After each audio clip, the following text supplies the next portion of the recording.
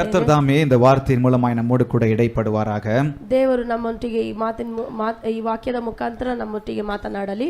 நாம் இந்த யோவான் புத்தகத்தை காஸ்பல் புக், அதாவது சுவிசேஷ புஸ்தகமாகிய யோவான் புத்தகத்திலே நம்ம பார்க்கிறோம். ನಾವು ಯೋವಾನ ವಾಕ್ಯದಲ್ಲಿ ಈ ರೀತಿ ஒரு ನೋಡುತ್ತೇವೆ. குறிப்பிட்ட வார்த்தைகளை குறித்து நாம் பார்க்கிறோம். ಕೆಲವು ಮಾತುಗಳನ್ನು ಇದರಲ್ಲಿ ನೋಡುತ್ತೇವೆ. தேவரு ಯೇಸು நானே நானே நானே ஐயம் என்று சொல்லி 7 முறை இந்த இடத்திலே அவர் சொல்லுகிறதை நாம் பார்க்கிறோம். ದೇವರು 7 ಬಾರಿ ನಾನೇ ನಾನೇ ನಾನೇ ಎಂದು ಹೇಳುವುದನ್ನು ನಾವು ನೋಡುತ್ತೇವೆ. அவர் சொல்லுகிறதை நாம் பார்க்கிறோம். ಆತರು ಹೇಳುವುದನ್ನು ஆக இன்றைக்கு நாம் ஒரு வார்த்தையை பார்க்க போகிறோம். ನಾವು ಇವತ್ತು ಒಂದು ವಾಕ್ಯವನ್ನು ನೋಡುತ್ತೇವೆ. 7 I am said by Jesus. 7 ನಾನು ಎನ್ನುವ ಕಾರ್ಯಗಳು ಯೇಸುವಿನ ಮುಖಾಂತರ ಹೇಳಲ್ಪಟ್ಟಿದೆ. 7 I am said by Jesus. 7 ನಾನೇ ಎಂಬ ವಾಕ್ಯವನ್ನು இயேசுவினால் நானே என்று சொல்லப்படுகிற 7 வார்த்தைகளை நாம் பார்க்க போகிறோம். ಯೇಸುವಿನಿಂದ 7 ಬಾರಿ ನಾನೇ ಎನ್ನುವ ವಾಕ್ಯವನ್ನು அது இன்றைக்கே பார்க்க முடியாது. ಅದು ಇವತ್ತು ನೋಡಲಿಕ್ಕೆ ಆಗೋದಿಲ್ಲ. கர்த்தருக்கு சித்தமானால் வரும் நாட்களிலே இந்த 7 வார்த்தையை குறித்து நம்ம பார்க்க போகிறோம். ದೇವರ ಚಿತ್ತವಾದರೆ ಬರುವ ದಿನಗಳಲ್ಲಿ ನಾವು ನೋಡಲಿದ್ದೇವೆ. இன்றைக்கு அவர் சொன்ன ஒரு வார்த்தையை நாம் பார்க்க போகிறோம். ಇವತ್ತು ಅವರು ಹೇಳಿದ ಒಂದು ಮಾತನ್ನು ನೋಡಲಿದ್ದೇವೆ. ஜீவ அப்பம் நானே என்று அவர் சொல்லியிருக்கிறார். ಜೀವ ರೊಟ್ಟಿಯು ನಾನೇ ಎಂದು யோவான் எழுதின சுவிசேஷ புத்தகம் ಯೋವಾನು ಬರೆದ ಕೃತಿ 6வது அதிகாரம் 35வது வசனத்திலே வேதம் சொல்கிறது. 35ನೇ ವಾಕ್ಯವು, இயேசு அவர்களை நோக்கி, ಯೇಸು ಅವರನ್ನು ನೋಡಿ, ஜீவ அப்பம் நானே. ಜೀವ ರೊಟ್ಟಿಯು ನಾನೇ. எல்லாரும் சொல்லலாமா? ஜீவ அப்பம் நானே. ಜೀವ ರೊಟ್ಟಿಯು ನಾನೇ. I am the bread of life. ನಾನೇ ಜೀವ ರೊಟ್ಟಿಯಾಗಿದ್ದೇನೆ. I am the bread of life. ನಾನೇ ಜೀವ ರೊಟ್ಟಿಯಾಗಿದ್ದೇನೆ. I am என்று சொல்லுகிறார். ನಾನೇ ಎಂದು ಹೇಳುತ್ತಾರೆ. நானே என்று சொல்லுகிறார். ನಾನೇ ಎಂದು ಹೇಳುತ್ತಾರೆ. I am the bread of life என்று சொல்லும்போது ನಾನೇ ಜೀವ ರೊಟ್ಟಿಯಾಗಿದ್ದೇನೆ ಎಂದು அப்படி ಹೇಳುತ್ತಾರೆ. அவர் சொல்லி மறுவார்த்தை என்ன சொல்லுகிறார்? ಆ ರೀತಿ ಹೇಳಿ ಮತ್ತೆ ಹೇಳುತ್ತಾರೆ, என்னிடத்தில் வருகிறவன் ஒரு காலும் பசி அடையான். ನನ್ನಲ್ಲಿ ಬರುವವನು ಯಾರು ಹಸಿವಾಗಿ அவனுக்கு ಇರುವುದಿಲ್ಲ வேற ಎಂದು பசி ಹೇಳುತ್ತಾರೆ. இருக்காது. ಬೇರೆ ಹಸಿವು ಇರುವುದಿಲ್ಲ ಅಂತ ಹೇಳುತ್ತಾರೆ. அடுத்தது அவர் சொல்லுகிறார், என்னிடத்தில் விசுவாசமாய் இருக்கிறவன் ஒருவன் ஒரு காலும் தாகமடையான். ನನ್ನ ಬಳಿಗೆ ಬರುವವರು ಯಾರು ದಾಹದಿಂದ ಇರುವುದಿಲ್ಲ ಎಂದು தாகம் ಹೇಳುತ್ತಾರೆ. அடைய மாட்டான் என்று ದಾಹದಿಂದ சொல்கிறது. ಇರುವುದಿಲ್ಲ ಎಂದು ಹೇಳುತ್ತಾರೆ. அப்போ ஜீவ அப்பம் நானே, ಜೀವ ರೊಟ್ಟಿಯು ನಾನೇ, ஜீவ அப்பம் நானே என்று ಜೀವ அவர் ರೊಟ್ಟಿಯು ನಾನೇ சொல்லும்போது ಎಂದು ಹೇಳುವಾಗ அந்த அப்பம் எதை குறிக்கிறது? ಆ ರೊಟ್ಟಿ ಏನನ್ನು ತೋರಿಸುತ್ತದೆ? அது வேறொன்றுமல்ல. இயேசு எதை கொடுக்கிறார் என்று சொன்னால் ஜீவ வார்த்தையை குறிக்கிறது. ಅದು ಜೀವ ವಾಕ್ಯವನ್ನು ತೋರಿಸುತ್ತದೆ. அவரே வார்த்தை என்பதை அவர் சொல்லுகிறார். ಆತನೇ ವಾಕ್ಯವೆಂದು ಹೇಳುತ್ತಾರೆ. அதனாலதான் அவர் வார்த்தை சொல்லுகிறார், மனுஷன் அப்பத்தினால் மாத்திரமல்ல, ಅದರಿಂದನೇ ದೇವರು ಹೇಳುತ್ತಾರೆ, வெறும் சாப்பாட்டினால மாத்திரமல்ல, வெறும் உணவினால் மாத்திரமல்ல, வெறும் போஜனத்தினால் மாத்திரமல்ல, தேவனுடைய வாயிலிருந்து புறப்படுகிற ஒவ்வொரு வார்த்தையினாலும் பிழைப்பான் என்று ஆண்டவர் சொல்லுகிறார். ಒಂದೊಂದು ಮಾತಿನಿಂದಲೂ ಜೀವಿಸುತ್ತಾನೆ. யோவான் 1:1 நீங்கள் வாசிக்கும் போது யோவான் 1:1 ನೀವು ನೋಡಿ, 1:1 வேதம் சொல்லுகிறது இயேசுவை குறித்து, ஆதியிலே வார்த்தை இருந்தது, ஆதிಯಲ್ಲಿ ವಾಕ್ಯವು ಇತ್ತು, அந்த வார்த்தை தேவனிடத்தில் இருந்தது, ಆ ವಾಕ್ಯವು ದೇವರ ಬಳಿ ಇತ್ತು, அந்த வார்த்தை தேவனாய் இருந்தது, ಆ ವಾಕ್ಯವು ದೇವರಾಗಿಯೇ ಇತ್ತು. ஹalleluya, ஹalleluya. அப்போ ஜீவ அப்பம் நானே என்று சொன்னால் அவர் என்ன சொல்லுகிறார்? ಆದರೆ ಜೀವ ರೊಟ್ಟಿ ನಾನೇ ಎಂದರೆ ஜீவ வார்த்தை நானே, ಜೀವ ವಾಕ್ಯವು ನಾನೇ ಎಂದು ಹೇಳುತ್ತಾರೆ. the bread of life, ನಾನೇ ಜೀವ ರೊಟ್ಟಿಯಾಗಿದ್ದೇನೆ ಎಂದು ಹೇಳುತ್ತಾನೆ. நானே ஜீவ அப்பம், ನಾನೇ ಜೀವ ರೊಟ್ಟಿಯಾಗಿದ್ದೇನೆ ಎಂದು ಹೇಳುತ್ತಾನೆ. அப்ப ஜீவ அப்பம் நானே என்று அவர் சொல்லுகிறார். ನಾನೇ ಜೀವ ರೊಟ್ಟಿಯಾಗಿದ್ದೇನೆ ಎಂದು சொல்லுவாமா? ಹೇಳುತ್ತಾನೆ. அவர் வார்த்தை தான் ஜீவ அப்பம். ಆತರ ವಾಕ್ಯವೇ ಜೀವ ರೊಟ್ಟಿ. டெய்லி பிரெட் நீங்க வாசிச்சிருக்கீங்களா? Daily bread. நீங்க புத்தகம் வாசிக்கிறவங்களா இருந்தீங்கன்னு சொன்னா புக் ஒன்னு இருக்கு, டெய்லி பிரெட். அனுதின, தமிழ்ல அனுதின மன்னா, அனுதின மன்னா தான், கன்னடால அனுதின மன்னா தான் வரும். அப்போ அனுதின மன்னா, அனுதின மன்னா, ஒவ்வொரு நாளும் ஒரு வசனத்தை வைப்பார்கள். அந்த வசனத்துல என்ன பண்ணுவாங்க, ஒரு சின்ன கதையோ ஒரு உதாரணங்களோ சொல்லி ಆ ವಾಕ್ಯದಲ್ಲಿ ಒಂದು ಚಿಕ್ಕ அது ಒಂದು கொஞ்சம் ಸ್ಟೋರಿ சின்ன ಬರುತ್ತೆ. தியானம் பண்ணி அந்த நாளிலே அந்த வார்த்தைக்கு அது ஒப்பு கொடுத்து அனுதின மன்னா என்ற புத்தகம் இருக்கிறது. ஒரு வருஷத்திற்கு ஒரு புத்தகம் வருகிறது. ಒಂದು ವರ್ಷಕ್ಕೆ ஒரு சில நாட்கள் வருஷங்களுக்கு முன்னாடி நானும் அதை வாசிச்சிருக்கிறேன். அருமையா இருந்திருக்கு. ಕೆಲವು ವರ್ಷಗಳ ಹಿಂದೆ ನಾನು ಓದುತ್ತಿದ್ದೆ. வார்த்தை நம்முடைய வாழ்க்கையிலே இன்றி அமையாதது. ವಾಕ್ಯವು ನಮ್ಮ ಜೀವಂತದಲ್ಲಿ மனுஷனுடைய ಇವತ್ತು ಮಾತ್ರವಲ್ಲ, வார்த்தைகளை சொல்லல, ಮನುಷ್ಯನ ವಾಕ್ಯವಲ್ಲ, வேத வார்த்தைகளை சொல்லுகிறது. ದೇವರ ವಾಕ್ಯವು ಹೇಳುತ್ತದೆ. நல்லா கவனிங்க, ಚೆನ್ನಾಗಿ ಗಮನಿಸಿ. தேவ வார்த்தை ದೇವರ ವಾಕ್ಯ கடந்த காலத்திற்கு மாத்திரமல்ல. ಕಳೆದ ದಿನಗಳಿಗೆ ಮಾತ್ರವಲ್ಲ. இந்த வார்த்தை எப்போ எழுதப்பட்டது? ಈ ವಾಕ್ಯವು ಯಾವಾಗ 2000 வருஷத்துக்கு முன்னாடி 2000 எழுதப்பட்டது. ವರ್ಷಗಳ ಹಿಂದೆ. அப்ப அவங்களுக்கு தான்ப்பா இந்த வார்த்தை ಹಾಗಾದ್ರೆ ಅವರಿಗೆ ಈ ವಾಕ್ಯ அப்படின்னு சொல்ல முடியாது. ಆ ರೀತಿ ಹೇಳುವುದಕ್ಕೆ ಸಾಧ್ಯವಿಲ್ಲ. கடந்த காலத்திற்கு மாத்திரமல்ல, ಕಳೆದ ಕಾಲಕ್ಕೆ ಮಾತ್ರವಲ್ಲ, தேவனுடைய வார்த்தை ದೇವರ ವಾಕ್ಯ நிகழ்காலத்திற்கும் உரியது. ಈ ಕಾಲಕ್ಕೂ ಅದು இன்னைக்கும் இந்த வார்த்தை என்னை வாழ வைத்துக் கொண்டிருக்கிறது. ಈ ದಿನವೂ ನನ್ನನ್ನು ಈ ವಾಕ್ಯವು ನಡೆಸುತ್ತಲೇ ಇದೆ. அப்போ தேவனுடைய வார்த்தை கடந்த காலத்திற்கு மாத்திரமல்ல, ಆದರೆ ಕಳೆದ ಕಾಲಕ್ಕೆ ಮಾತ್ರ ದೇವರ வெறும் ವಾಕ್ಯವಲ್ಲ, இன்றைக்கு மாத்திரமல்ல, நிகழ்காலத்திற்கு மாத்திரமல்ல, ಇವತ್ತಿಗೆ ಮಾತ್ರ ಈ ಕಾಲವಾದ ವಾಕ್ಯವಲ್ಲ, எதிர்காலத்திலும் ಬರುವ ಕಾಲಗಳಿಗೂ வல்லமையாய் செயல்பட்டு ಬಲತ್ತ என் ಕಾರ್ಯಗಳನ್ನು வாழ்க்கையில் காரியங்களை நிறைவேற்றுகிறதாய் தேவ வார்த்தை இருக்கிறது. ஹalleluya, ஹalleluya. தேவ வார்த்தை இருக்கிறது. ದೇವ ವಾಕ್ಯ அதனாலதான் அவர் சொல்றாரு, ಆದ್ದರಿಂದಲೇ ವಾಕ್ಯ ಹೇಳುತ್ತದೆ, ஜீவ அப்பம் நானே, ಜೀವ ರೊಟ್ಟಿಯು ನಾನೇ, ஜீவ வார்த்தை நானே ಜೀವ ರೊಟ್ಟಿಯು ನಾನೇ அப்படின்னு அவர் சொல்றாரு. ಆ ರೀತಿ ಹೇಳುತ್ತಾರೆ. I am the bread of life என்று ನಾನೇ சொல்லும்போது, ಜೀವ ರೊಟ್ಟಿಯಾಗಿದ್ದೇನೆ.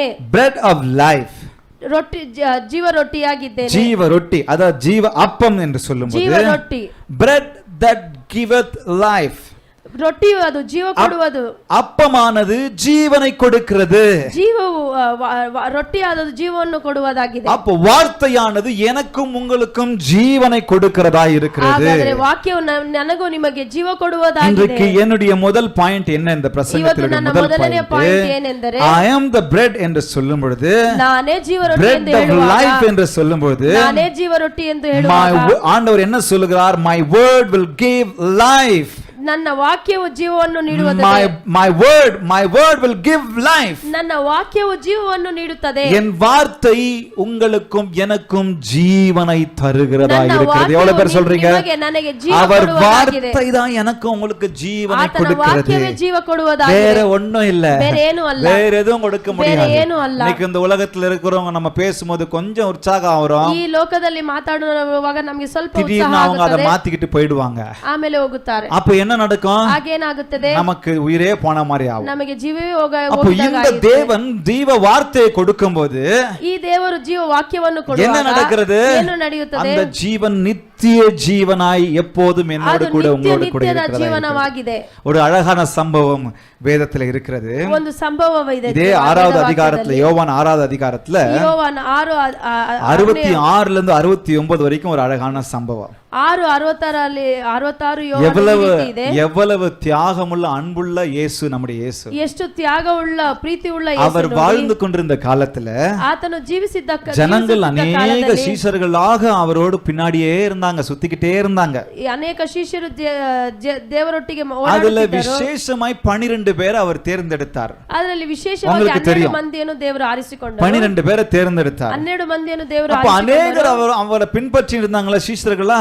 ಅನೇಕರು ಆತನನ್ನು ಹಿಂಬಾಲಿಸುತ್ತಿದ್ದ ಶಿಷ್ಯರೇ. திடீர்னு அவங்களுக்கு என்ன ஆச்சுன்னு தெரியல. ಸಡನ್ ಆಗಿ ಅವ್ರಿಗೆ ಏನಾಯ್ತು ಅಂತ ಗೊತ್ತಿಲ್ಲ. அவங்க இயேசுனுடைய உபதேசம் கடினமா இருந்ததுன்னு நினைச்சிருக்கலாம். ಯೇಸುವಿನ ಉಪದೇಶ ಕಠಿಣವಾಗಿತ್ತು. இவர் கூட வந்தா உபத்திரவம் இருக்கும், அடிகள் இருக்கும், பாடுகள் இருக்கும் நினைச்சிருக்கலாம். ಆತನೊಟ್ಟಿಗೆ ಬಂದರೆ ಅನೇಕ ಕಾರ್ಯಗಳು ಇರುತ್ತದೆ ಎಂದು திடீர்னு அநேகர் சீஷர்களில் அநேகர், அதாவது இந்த 12 பேரை சொல்லல, மீதி இருந்தவர்கள் எல்லாரும் பல பேர் அநேகர் என்ன ஆயிட்டாங்க? பின்வாங்கி போயிட்டாங்க. ಹಿಂಬಾಲಿಸಿ ಹಿಂದೆ ಹೋದರು, பின்வாங்கி போயிட்டாங்க. பிளாக் சைடு ஆது. வசனம் நான் சொல்றேன் பாருங்க, 66ல, அது முதல் அவருடைய சீஷர்கள், யோவான் 6:66ல, அது முதல் அவருடைய சீஷரில் அநேகர் அவருடனே கூட நடவாமல் பின்வாங்கி போனார்கள். அநேகರು ಆತನನ್ನು ಹಿಂಬಾಲಿಸದೆ ಹಿಂದಿರುಗಿ ಹೋದರು. கவனிங்க, ரொம்ப இன்ட்ரெஸ்டிங்கா இருக்கும், கவனிங்க. கவனிசி. பின்வாங்கி போயிட்டாங்க. இந்த மாதிரி உங்களுக்கும் எனக்கும் நடந்துச்சுன்னா நம்ம என்ன யோசிப்போம்? நம்ம கூட ಈ ರೀತಿ ನಮಗೆ ನಡೆದರೆ 100 பேர் இருக்காங்க, 100 ಜನ ನಮ್ಮ ಒಟ್ಟಿಗೆ ಇದ್ದಾರೆ. 10 பேர் பின்வாங்கி போயிட்டாங்க. ಸಡನ್ ಆಗಿ 10 ಜನ, திடீர்னு 10 பேர் நம்மளை விட்டு போயிட்டாங்கன்னா ಸಡನ್ ಆಗಿ 10 உங்களுக்கு ಜನ எனக்கு என்ன ನಮ್ಮನ್ನು தோணும்? ಬಿಟ್ಟು ಹೋದರು. என்ன தோணுங்க? ನಮಗೆ ಏನು ಅನಿಸುತ್ತದೆ? மீதி இருக்கவங்கள பார்த்து என்ன சொல்லுவோம்? ಮೀನಿರುವ ನೋಡಿ ಏನು ಹೇಳುತ್ತೇವೆ? நீங்களாவது கூட இருப்பீங்களா? ನೀವಾದರೂ ಇರುತ್ತೀರಾ? நம்ம குடும்பத்துல யாரோ நம்மளை விட்டுட்டு போயிட்டாங்க. ನಮ್ಮ ಕುಟುಂಬದಲ್ಲಿ ಯಾರೋ ಬಿಟ್ಟು ಹೋದರು. அப்ப நம்ம என்ன கேட்போம்? நம்ம ஃப்ரெண்ட்ஸ்ல நம்ம ரொம்ப நேசிக்கிறவங்களா இருந்திருப்பாங்க. ನಮ್ಮನ್ನು ತುಂಬಾ ಪ್ರೀತಿಸುವವರಾಗಿ அவங்களுக்காக நம்ம வாழ்க்கையை கொடுத்திருப்போம். ಅವರಿಗೋಸ್ಕರ ನಮ್ಮ ಜೀವನವನ್ನೇ ಕೊಟ್ಟಿರುತ್ತೇವೆ. விட்டு போனவனே நமக்கு என்ன தோணும்? நமக்கு ಅವರು ಬಿಟ್ಟು ಹೋಗಿದ ತಕ್ಷಣ ಏನು ಅನಿಸುತ್ತದೆ? நீங்களாவது என் கூட இருப்பீங்களா? ನೀವಾದ್ರೂ ನಮ್ಮ ಜೊತೆಗೆ ಇರುತ್ತೀರಾ? அதே லிட்டரலா ஆண்டவர் அதே சொல்றார், கேக்குறாரு. ದೇವರು ಈ ರೀತಿಯೇ ಕೇಳುತ್ತಾರೆ. அப்போ ಹಾಗಾದರೆ பின்வாங்கி போனார்கள். 67வது வசனத்துல 67வது வசனத்துல அப்பொழுது இயேசு ಆವಾಗ ಯೇಸು 12 நோக்கி, பாருங்க, அந்த 12 சீஷர்களையும் நோக்கி 12 ಶಿಷ್ಯರನ್ನು ನೋಡಿ நீங்களும் போய்விட மனதா இருக்கிறீர்களோ என்றார். ನೀವು ಹೋಗಲಿಕ್ಕೆ ಮನದುಳ್ಳವರಾಗಿದ್ದೀರಾ? அவர் கேட்டதுல எதனா ஆச்சரியம் இருக்கா? ಅವರು ಕೇಳಿದರಲ್ಲಿ ಏನಾದರೂ அவர் ஏங்கி இருப்பார்ல, கூட நின்னு இருப்பாங்க அப்படின்னு சொல்லி. ದೇವರು ಯಾವ ರೀತಿ ಅವರು ಹೊರಟೋಗುತ್ತಾರೆ அப்போ ಅಂತ நீங்களும் போய்விட மனதா இருக்கிறீர்களோ? ನೀವು ಹೋಗಿ ಬಿಡಿರಿ அப்போ என்ன, நான் அந்த இடத்துல இருந்தா என்ன நடந்திருக்கும்? ಅಲ್ಲಿ ನಾನಿದ್ದೇನೆ ಏನು அவரை நேசிச்சிருக்க கூட இருந்தா உடனே என்ன சொல்லுவேன், உங்களை விட்டு ஏன்பா நான் போறேன். ಅವರನ್ನು ಪ್ರೀತಿಸುತ್ತಿದ್ದರೆ ನಾವೇನೇ. அப்ப இங்க பாருங்க, ಇಲ್ಲಿ ನೋಡಿ, அதுல ஒரு எப்பவுமே முதல்ல ஒருத்தர் பேசுவாரு நம்ம அந்த 12 பேர்ல. 12 ಮಂದಿ ரொம்ப இஷ்டம் எனக்கு ಅವರ ಕ್ಯಾರೆಕ್ಟರ್ நம்ம சீமோன் பேதுரு. ನಮ್ಮ ಸೀಮೋನ್ ಪೇದ್ರು உடனே அவர் பதில் அளிக்கிறார் பாருங்க. உடனே ಸಡನ್ ಆಗಿ ಹೇಳುತ್ತಾರೆ ನೋಡಿ, ஆண்டவரே, ದೇವರೇ. பாருங்க, சீமோன் பேதுரு அவருக்கு பிரதியுத்தரமாக, ஆண்டவரே, ಪೇತ್ರನು ಈ ರೀತಿ ಹೇಳುತ್ತಾರೆ, ದೇವರೇ, ஆண்டவரே, ದೇವರೇ, யாரிடத்தில் போவோம்? ನಾವು ಯಾರ ಬಳಿ ಹೋಗುತ್ತೇವೆ? நித்திய ஜீவ வசனங்கள் உங்களிடத்தில் தானே இருக்கிறது. ಅಪ್ಪ, கரங்களை தட்ட மாட்டீங்களா? ವಾಕ್ಯವು ನಿಮ್ಮ ಬಳಿಯೇ ತಾನೇ ಇದೆ ತಂದೆ. யார்கிட்ட பண்ணாங்க? ನಾವು ಯಾರ ಬಳಿ ಹೋಗಲು ಸಾಧ್ಯ? வேற எங்க நாங்க போவோம்? ಬೇರೆ ಎಲ್ಲೂ ಹೋಗಲು ಸಾಧ್ಯ? நித்திய ஜீவனை கொடுக்கிற வார்த்தை உங்ககிட்ட தானே இருக்கு. ನಿತ್ಯ ಜೀವವನ್ನು ಕೊಡುವ ವಾಕ್ಯವು ನಿಮ್ಮ ಬಳಿ ಇದೆ. நீர் ஜீவனுள்ள தேவனுடைய குமாரனாகிய கிறிஸ்து அல்லவா? ನೀವು ಜೀವವನ್ನು ಕೊಡುವ ಕ್ರಿಸ್ತನು ನೀವಲ್ಲವೇ என்று நாங்கள் விசுவாசித்தும் அறிந்தும் இருக்கிறோமே ನಾವು என்றார். ಅದೇ ರೀತಿ ವಿಶ್ವಾಸ ಕೊಂಡಿದ್ದೇವಲ್ಲ. இன்னைக்கு நம்மை பார்த்து ஆண்டவர் கேட்கிறார். ಇವತ್ತು ನಮ್ಮನ್ನು ನೋಡಿ ದೇವರು ಕೇಳುತ್ತಾರೆ, எவ்வளவு பேரு ಎಷ್ಟು ಜನ நம்ம விட்டு போகிறதுக்கான சூழ்நிலைகள் வரலாம். ನಮ್ಮನ್ನು ಬಿಟ್ಟು ಹೋಗುವ சில ಸನ್ನಿವೇಶಗಳು சமயங்கள் இந்த உலகம் எனக்கு சில விஷயங்களை கொடுக்கலன்னு சொன்னா ஆண்டவர் எனக்கு வேண்டாம். ಈ ಲೋಕದಲ್ಲಿ ಕೆಲವು ಜನರು ನಮಗೆ ಬೇಕಾಗಿರೋ ಕಾರ್ಯ ಕೊಟ್ಟಿಲ್ಲ ಅಂದ್ರೆ எனக்கு என்ன கொடுத்தாரு கடவுள்? ನನಗೇನು ಕೊಟ್ಟರು ದೇವರು? எனக்கு செழிப்ப கொடுத்தாரா? ನನಗೆ ಆಶೀರ್ವಾದ என் ಕೊಟ್ಟರು. வியாபாரத்தை ஆசீர்வதிச்சாரா? ನನಗೆ ಆಶೀರ್ವಾದ ಕೊಟ್ಟರು. எனக்கு வேலையை கொடுத்தாரா? ನನಗೆ ಕೆಲಸ ಕೊಟ್ಟರು. எனக்கு நல்ல உறவுகளை கொடுத்தாரா? ನನಗೆ ಒಳ್ಳೆ ರಿಲೇಶನ್, எனக்கு நல்ல நண்பர்களை கொடுத்தாரா? ನನಗೆ ಒಳ್ಳೆ ಫ್ರೆಂಡ್ಸ್ இவரை ಕೊಟ್ಟರು. பின்பற்றி எனக்கு என்ன லாபம்? ಈತನನ್ನು ಹಿಂಬಾಲಿಸಿ ಏನು ಲಾಭ? இவரை பின்பற்றி எனக்கு என்ன லாபம் வந்துச்சு? ಇವರನ್ನು ಹಿಂಬಾಲಿಸಿ ನನಗೇನು ಲಾಭ? நான் கேட்டதை கொடுக்கலையே. ನಾನು ಕೇಳಿದ್ದು ಕೊಡಲಿಲ್ಲ. நான் இன்னைக்கு இருக்கிற நிலைமைக்கு யாரு காரணம்? ನಾನು ಇವತ್ತಿರುವ நான் எவ்வளவு வேதனையா இருக்கிறேன், நான் எவ்வளவு தரித்திரமா இருக்கிறேன், ನಾನು ಎಷ್ಟು ಕಷ್ಟದಲ್ಲಿ எவ்வளவு வியாதியா இருக்கிறேன். ನಾನು ಎಷ್ಟು ಬಲದಿಂದ இவரை பின்பற்றி இது கிடைக்குமா எனக்கு? ಈತನನ್ನು ಹಿಂಬಾಲಿಸಿ ಏನು ಸಿಗುತ್ತದೆ ನನಗೆ? இந்த உலகத்தில் இருக்கிற காரியங்கள் ஒருவேளை உங்களுக்கு கிடைக்கலாம் இருக்கலாம். ಈ ಲೋಕದಲ್ಲಿ ಅನೇಕ ಕಾರ್ಯಗಳು ನಿಮಗೆ ಸಿಗದೆ ஆனால் ಇರಬಹುದು. ஜீவ அப்பம் நானே என்று சொல்லுகிறவர் ದೇವರೇ ಎಂದು ಹೇಳುತ್ತವರೇ, நித்திய ஜீவன் அவர் மாத்திரமே கொடுக்க முடியும். ನಿತ್ಯ ಜೀವನ ಆತನೇ ಕೊಡಲು இந்த ಸಾಧ್ಯ. நித்திய ஜீவனை வேறு யாராலும் ಈ கொடுக்க ನಿತ್ಯ முடியாது. ಜೀವನ ಬೇರೆ ಯಾರು ಕೊಡಲು இந்த உலகத்துல ಸಾಧ್ಯವಿಲ್ಲ. வேறு யாராலும் எனக்கு ಈ உங்களுக்கு கொடுக்க ಲೋಕದಲ್ಲಿ முடியாது. ಬೇರೆ ಯಾರಿಂದಲೂ ಕೊಡಲು ஜீவ ಸಾಧ್ಯವಿಲ್ಲ. அப்பம் நானே என்று சொன்னாரே ஒருவர். ನಾನೇ ಎಂದು இயேசு ಹೇಳ್ತಾರಲ್ಲ, ஜீவ அப்பம் நானே என்று சொன்னாரே, ಯೇಸು ಜೀವರೊಟ್ಟಿ அவர் ನಾನೇ ಎಂದು ஒருவர் ಹೇಳಿದರಲ್ಲ, மாத்திரமே நித்திய அவர் ஜீவனை இந்த ಒಬ್ಬನೇ உலகத்தில் ನಿಮಗೆ இருக்கிற ಜೀವ. ஒவ்வொருவருக்கும் கொடுக்க முடியும். ಆತನೊಬ್ಬನೇ ನಿಮಗೆ பணம் ಜೀವ கொடுக்க முடியாது, பொருள் கொடுக்க முடியாது, ಹಣ ಕೊಡಲು ಸಾಧ್ಯವಿಲ್ಲ. மனிதர்கள் கொடுக்க முடியாது, ಮನುಷ್ಯರು ಕೊಡಲು வேற எந்த ಸಾಧ್ಯವಿಲ್ಲ. பாஸ்டரும் கொடுக்க ಬೇರೆ முடியாது, ಯಾವ ಪಾಸ್ಟರ್ வேற ಕೊಡಲು எந்த ಸಾಧ್ಯವಿಲ್ಲ. பிரதரும் கொடுக்க முடியாது. ಬೇರೆ ಯಾವ ಬ್ರದರ್ இந்த ಕೊಡಲು கர்த்தர் ಸಾಧ್ಯವಿಲ್ಲ. இந்த இயேசு கிறிஸ்து மாத்திரம் தான் கொடுக்க ಈ முடியும். ದೇವರು ಮಾತ್ರವೇ ಕೊಡಲು ಸಾಧ್ಯ. ஹalleluya. ஹalleluya. இப்ப புரியுதா ஜீவ அப்பம் நானே சொன்னது? இப்ப புரியுதா ஜீவ வார்த்தை என்னன்னு சொல்லி? நித்திய ஜீவனை அவர் மாத்திரம் தான் ನಿತ್ಯ ಜೀವನು ಆತನ ಮಾತ್ರವೇ. பாருங்க, இந்த உலகத்தை நீங்க கூர்ந்து கவனிச்சீங்கன்னா உங்களுக்கு ಈ தெரியும். ಲೋಕವನ್ನು ಚೆನ್ನಾಗಿ ಗಮನಿಸಿ ನೋಡಿ. முன்னெல்லாம் நான் நியூஸே பார்க்க மாட்டேன். ಮುಂಚೆ ಎಲ್ಲ ನಾನು ನ್ಯೂಸ್ ಅನ್ನು ரொம்ப ನೋಡುತ್ತಿರಲಿಲ್ಲ. disturb ஆயிடும். ತುಂಬಾ ಡಿಸ್ಟರ್ಬ್ இப்ப ಆಗುತ್ತಿದೆ. நான் அதிகமா கேட்டுட்டே இருக்கிறேன், ಇವಾಗೆಲ್ಲ பார்த்துட்டே ನಾನು இருக்கேன். ನ್ಯೂಸ್ ಅಧಿಕವಾಗಿ பரவாயில்ல, ನೋಡ್ತೇನೆ. disturb ಆದ್ರೂ ಪರವಾಗಿಲ್ಲ, ಪರವಾಗಿಲ್ಲ. ಡಿಸ್ಟರ್ಬ್ ಆದ್ರೂ ಪರವಾಗಿಲ್ಲ. சில நியூஸ் எல்லாம் கேட்டா தூக்கம் வர மாட்டிருக்கு. ಕೆಲವು ನ್ಯೂಸ್ಗಳು ಕೇಳಿದ್ರೆ ನಿದ್ದೆ ಬರುವುದಿಲ್ಲ. ஒரு ஒரு ஒரு லீடரா, ஒரு பாஸ்டரா, ஒரு சர்ச்சை நடத்தணும்னா அந்த உலகத்துல நடக்கிற சில காரியங்கள்லாம் அறிந்து கொள்ளணும். ಈ ಪಾಸ್ಟರ್ ಆಗಿರೋದ್ರಿಂದ ಈ ಕಾರ್ಯಗಳನ್ನು ನಾನು ಅರಿತುಕೊಳ್ಳುವ கொஞ்சம் ஜெனரல் நாலேஜ் இருக்கணும். ಸ್ವಲ್ಪ ಜನರಲ್ ನಾಲೆಜ್ எல்லாம் தெரியும் நான் சொல்லல, ಎಲ್ಲ ಗೊತ್ತು ಅಂತ ஆனா ಹೇಳಿಲ್ಲ. கொஞ்சமாவது நம்ம அது கவனமா கவனிச்சுட்டே இருக்கணும். ಗಮನಿಸಬೇಕು. ஏன்னா நம்ம இந்த உலகத்தில் நடக்கிற, அரசியலில் நடக்கிற, ಈ ಲೋಕದಲ್ಲಿ ನಡೆಯುವ ಕಾರ್ಯಗಳು, இந்த உலகத்துல இருக்கிற ஜனங்கள் மத்தியில நடக்கிற, ಈ ಲೋಕದಲ್ಲಿ ಜನಗಳ ಮಧ್ಯದಲ್ಲಿ ನಡೆಯುವ ಕಾರ್ಯಗಳು, பணக்காரர்கள் மத்தியில நடக்கிற, ஏழைகள் மத்தியில நடக்கிற, ಸಾಹುಕಾರು ಬಡವರ ಮಧ್ಯದಲ್ಲಿ ನಡುವ ಕಾರ್ಯಗಳು, கார்ப்பரேட் வேர்ல்டுல நடக்கிற விஷயங்கள்லாம் நம்ம கவனிச்சாதான் ನಡೆಯುತ್ತಿರುವ நாம் எச்சரிக்கையாய் வாழ முடியும், ನಾವು ஜெபிக்க முடியும். ಎಚ್ಚರಿಕೆಯಾಗಿ ಬಾಳಲು ಸಾಧ್ಯ.